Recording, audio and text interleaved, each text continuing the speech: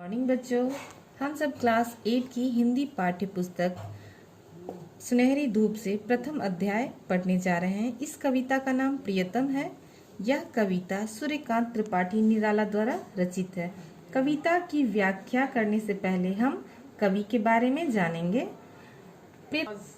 प्रियतम शीर्षक कविता के कवि सूर्यकांत त्रिपाठी निराला जी का जन्म 21 फरवरी 1896 को बसंत पंचमी के दिन मेदिनीपुर, पश्चिम बंगाल के सम्भ्रांत परिवार में हुआ था। इन्होंने हिंदी में सर्वप्रथम छंदमुक्त काव्य की रचना की। इन्होंने कविताओं के अतिरिक्त उपन्यास, कहानियां, आलोचनाएं, निबंध और संस्मरण भी लिखे हैं।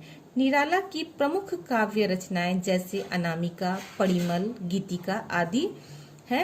उपन्यास में इनका अप्सरा, अलका, प्रभावती इत्यादि है। कहानी संग्रह में इन्होंने लीली, चतुरी चमार आदि लिखे हैं। 15 अक्टूबर 1961 को उनका स्वर्गवास हो गया।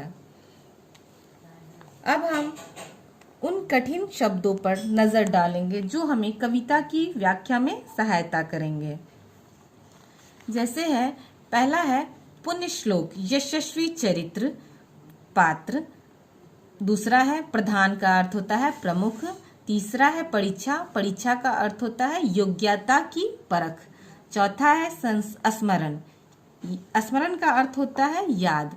पांचवा है चकरागय, चकरागय का अर्थ होता है आश्चर्यचकित हुए।